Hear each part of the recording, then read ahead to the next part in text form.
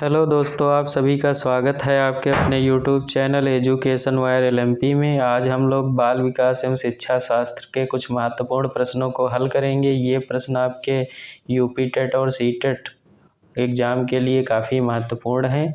तो स्टार्ट करते हैं। पहला प्रश्न, निम्नलिखित कथनों में से कौन सा बुद्धि के बारे में सही है? यहाँ कह रहा कौन सा कथन है जो बुद्धि के बारे में सही है। तो पहला दिया है, बुद्धि को मानकीकृत परीक्षणों के प्रयोग से सटीक रूप से मापा एवं निर्धारित किया जा सकता है। बुद्धि एक एकात्मक कारक तथा एक एकांकी विशेषक है। बुद्धि बहुआयामी है तथा जटिल योग्यताओं का समूह है। और अंतिम है, बुद्धि एक निश्चित योग्यता है जो जन्म के समय निर्धारित होती है। तो अगर बात करें पहले ऑप्शन की, बुद्धि को मानकीकृत परीक्षणों के प्रयोग से सटीक रूप से मापा एवं निर्धारित किया जा सकता है, तो मापा तो जा सकता लेकिन कोई ज़रूरी नहीं बिल्कुल सटीक ही उसको मापें। तो ये आपका ऑप्शन गलत हो जाएगा।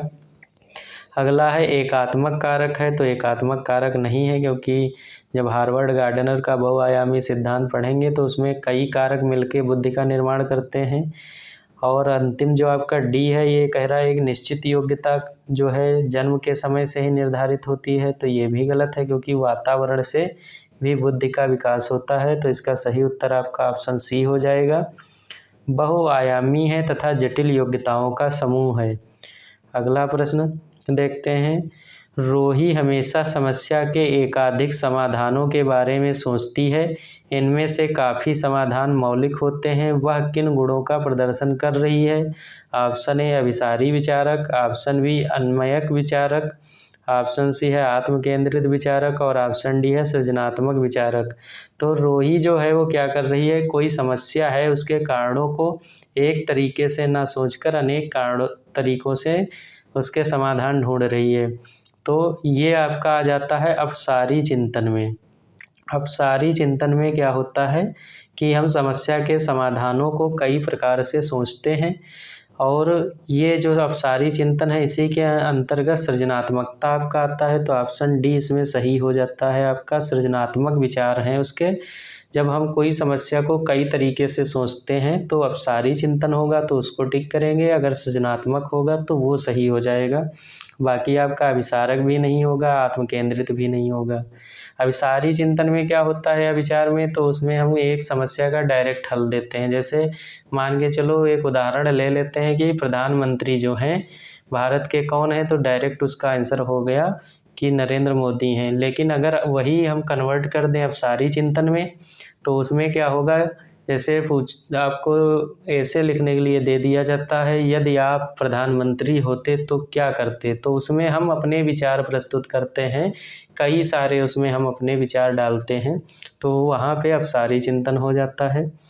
अगला प्रश्न है, आकलन का प्राथमिक उद्देश्य क्या होना चाहिए?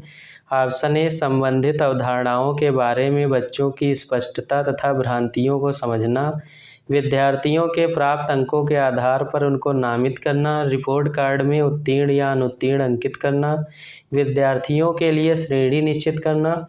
तो इसमें अगर हम बात करें, कह रहा आकलन का प्राथमिक उद्देश्य, क्यों आकलन किया जाता है, तो हम उनको अंकों के आधार पर नामित नहीं कर सकते हैं, और ना ही उनको हम उत्तीर्ण अनुत्तीर्ण के आधार पे कार्ड बना करके करेंगे, ना उनकी श्रेणी निश्चित करेंगे। हमें आकलन करना होता है कि वो क्या गलतियां हैं, उनके अंदर क्या भ्रांतियां हैं, उनकी अवधारणाओं को समझते हैं, उनके अंदर स्पष्टता लाते हैं। तो इस तरीके से ऑप्शन ए सही हो जाता है।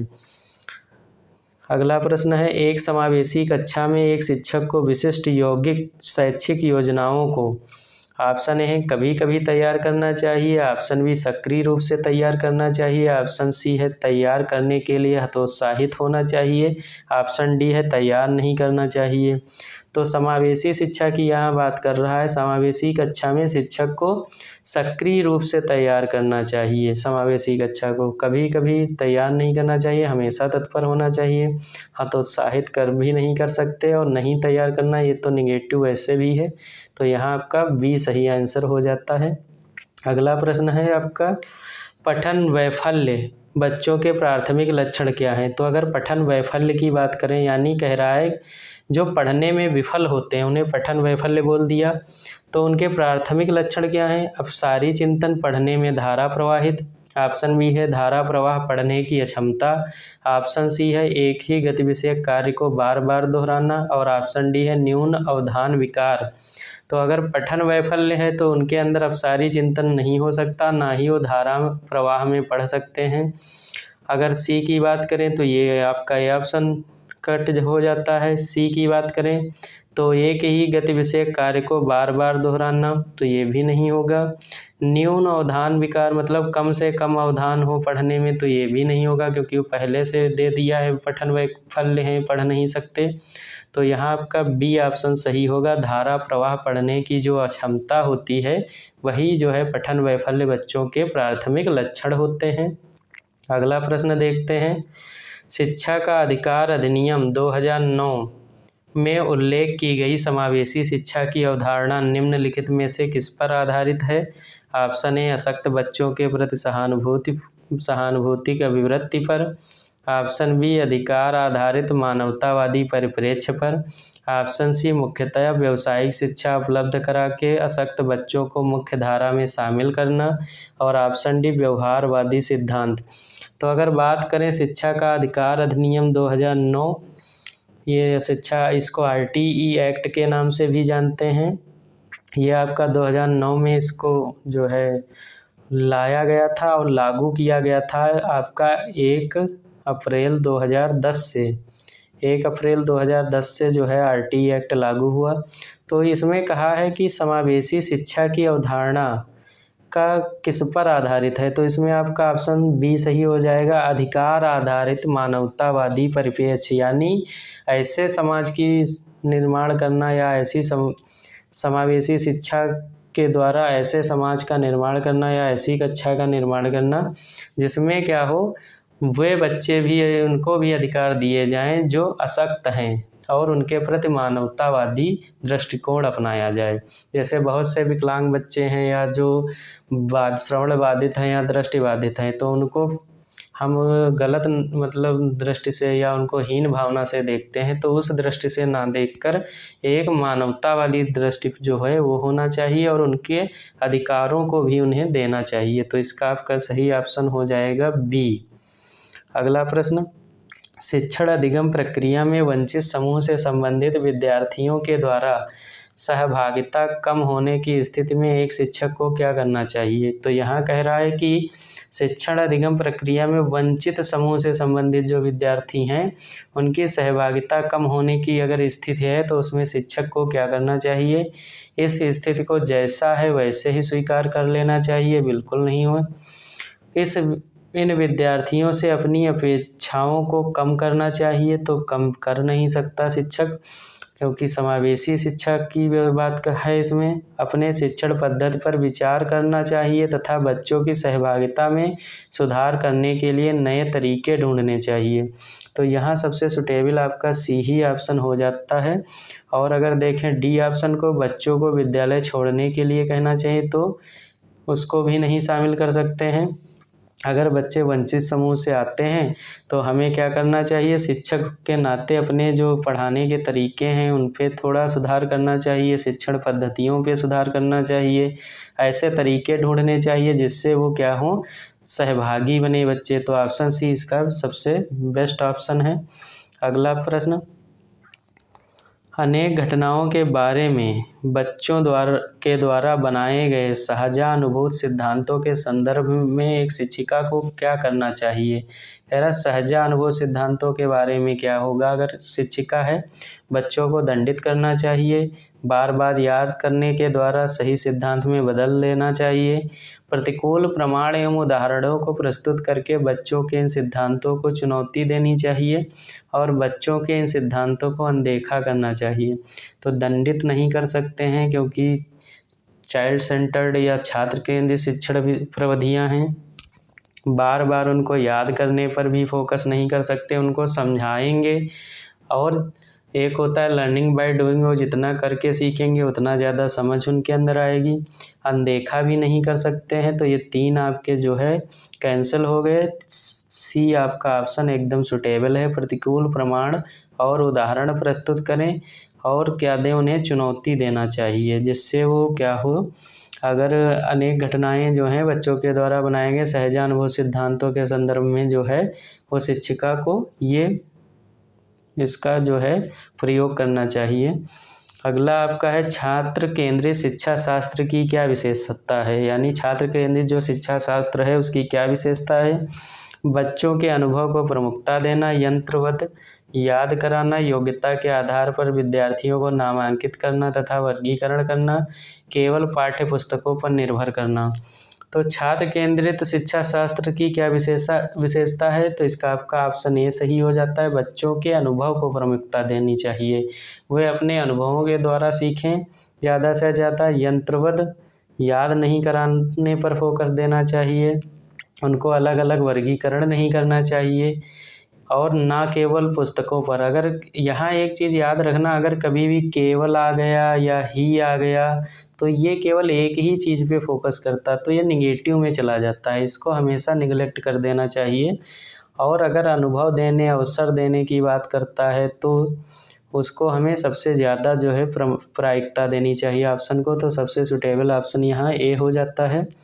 अगला है संवेग एवं संज्ञान एक दूसरे से हैं, क्या हैं, स्वतंत्र हैं, सन्निहित हैं, संबंधित नहीं हैं, पूर्णतया अलग हैं। तो संवेग और संज्ञान ये एक दूसरे किससे क्या हैं, सन्निहित हैं, स्वतंत्र नहीं है, ना ही यहाँ दिया संबंधित नहीं है, तो ये भी गलत है। पूर्णतया अलग हैं, ये भी आपका गलत है, क्या है, सन्निहित हैं एक दूसरे में, संवेग और संज्ञान। तो ऑप्शन बी आपका इसमें राइट आंसर हो जाएगा, सन्निहित हैं।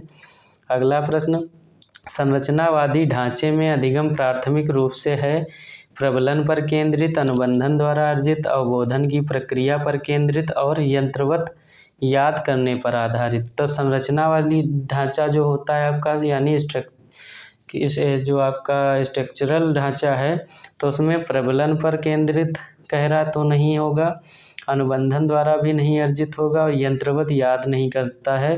इसमें अवबोधन की प्रक्रिया केंद्रित होती है, यानी जो संरचनावादी होते हैं वो अपने अवबोध के द्वारा सीखते हैं, यानी सी ऑप्शन इसका सबसे बेटर है।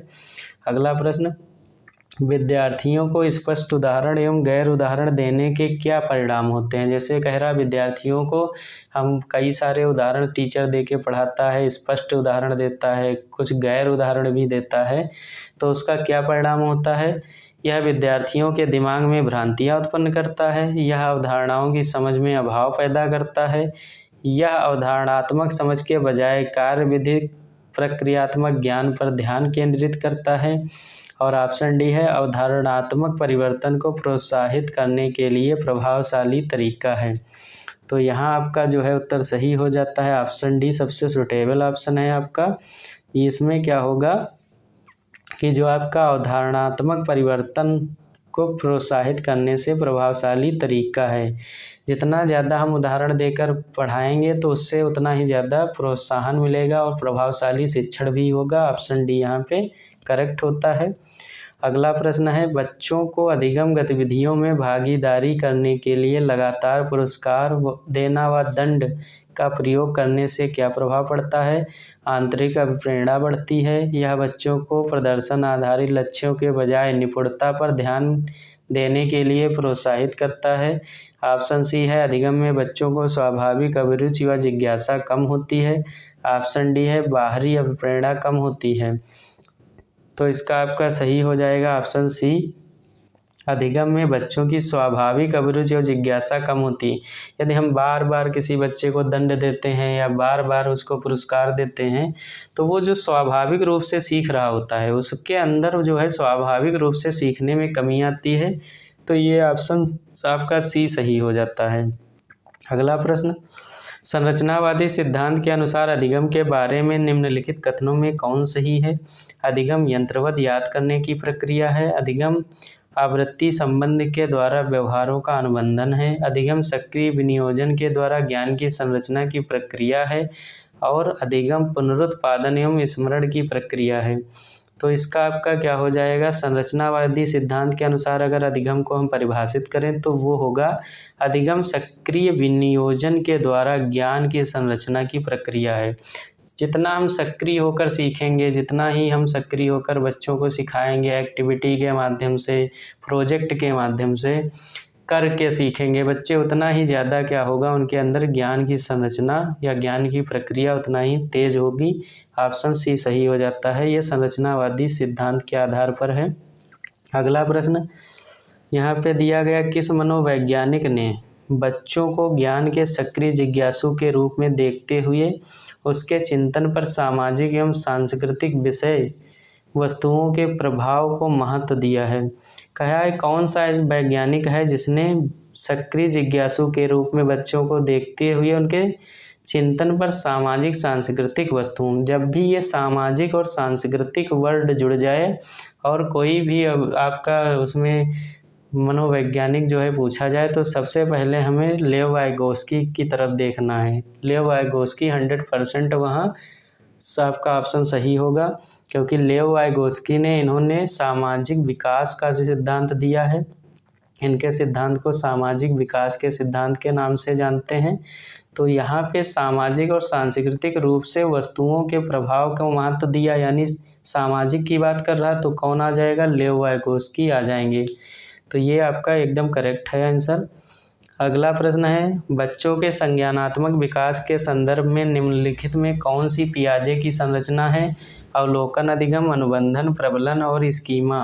तो जीन पियाजे के ने जो संज्ञानात्मक विकास का जो आपका सिद्धांत दिया है, तो उसमें उन्होंने स्कीमा पे फोकस किया है। स्कीमा बेसिकली होता क्या है कि जैसे कहीं पर हम जाते हैं या कोई चीज़ है उसको पहली बार देखते हैं, तो उसका एक हमारे माइंड में पिक्चर डेवलप हो जाती है और बाद में हम किसी दूसरे से उसको कंपेयर कर देते हैं, या मतलब फिर से हमें उसी चीज़ की ज़रूरत होती, तो हमारे दिमाग में वो चीज़ बन के आ जाती कि इस तरीके से हमने ये चीज़ देखी थी, या वो किसी स्थान पे गए तो उसको याद कर लेते हैं। ऐसे ऐसे उसका एक मैप हमारे माइंड में फिक्स हो जाता है।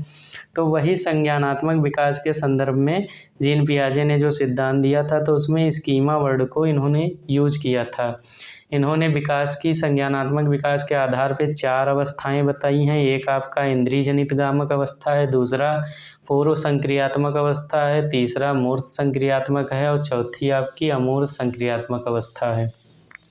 इनका सिद्धांत जो है काफ़ी फेमस है। आपको सीटेट में लेव वाइगोस्की और आपका लेव वाइगोस्की के अलावा जीन पियाजे और आपका जो है एल्बर्ट बंडूरा, इनसे रिलेटेड प्रश्न आपको 100% मिलेंगे ही। अगला देखते हैं, भाषा के अर्जन एवं विकास के लिए सर्वाधिक संवेदनशील अवधि कौन सी है? तो अगर बात करें भाषा के अर्जन और विकास के लिए सर्वाधिक संवेदनशील अवस्था कौन है, तो आपका ऑप्शन ए सही हो जाएगा, प्रारंभिक बाल्यावस्था। क्योंकि प्रारंभिक बाल्यावस्था में बालक के अंदर भाषा विकास बहुत तेज़ी से होता है। वो अपने आस पड़ोस, अपने घर परिवार से जैसे ही भाषाएं सीखता है उसी प्रकार से वो बोलना स्टार्ट कर देता है। तो यहाँ भाषा अर्जन के विकास की सर्वाधिक संवेदनशील अवधि आपका प्रारंभिक बाल्यावस्था है। अगला प्रश्न देखते हैं, कक्षा में परिचर्चा के दौरान एक शिक्षक प्रायः लड़कियों की तुलना पे लड़कों पर अधिक ध्यान देता है, या किसका उदाहरण है? तो यह आपका दिया है जेंडर पहचान है, जेंडर संबद्धता है, जेंडर समरूपता है, जेंडर पक्षपात है। तो यहाँ कह रहा लड़कियों की तुलना पे लड़कों पर ज़्यादा ध्यान देता है, यानी वो पक्षपात कर रहा है। इसको ऑप्शन डी सही होता है, जेंडर पक्षपात। कहीं कहीं आपका जेंडर पक्षपात ना करके यहाँ पे जेंडर रूढ़वादिता दे देता है, तो वो भी आपका सही ऑप्शन हो जाता है, जेंडर रूढ़वादिता। अगर पक्षपात ना मिले तो जेंडर रूढ़वादिता को टिक करेंगे।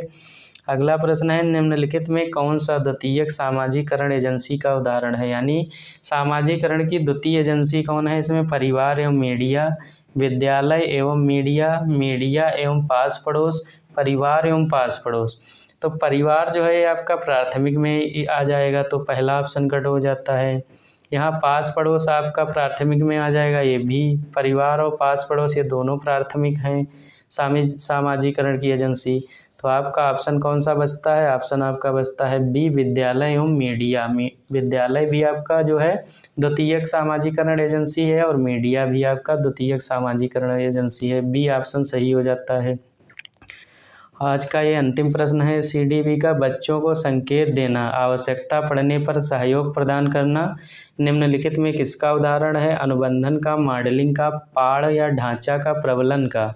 तो बच्चों को संकेत देना, आवश्यकता पड़ने पर उनका सहयोग करना, तो ये किसका उदाहरण हो जाएगा? आपका पाड़ या ढांचे का। काफ़ी रिपीटेड क्वेश्चन सीटेट में आता है, इससे कोई ना कोई सेट में आपको मिल ही जाएगा, सॉल्व करेंगे तो ये काफ़ी इंपॉर्टेंट क्वेश्चन है पाड़। तो अगर सहयोग करते हैं या मतलब आवश्यकता पड़ने पर उनको बच्चों को संकेत देते हैं तो ये आपका पाड़ के अंतर्गत आ जाएगा। तो इस तरीके से आज हम लोगों ने 20 प्रश्नों को CDP के हल किया। आप सभी लोग कमेंट बॉक्स में कमेंट करिए इन 20 प्रश्नों में CDP के कितने प्रश्न आप सही कर पाए। आगे भी आपको हम ऐसे ही महत्वपूर्ण प्रश्नों के प्रैक्टिस कराते रहेंगे। तो आप अपने एजुकेशन वायर LMP चैनल से बने रहिए और नई वीडियो को पाने के लिए इसे लाइक करिए, शेयर करिए, सब्सक्राइब करिए। तो नेक्स्ट वीडियो में फिर से मिलेंगे अगले इम्पॉर्टेंट प्रश्नों के साथ। तब तक के लिए जय हिंद।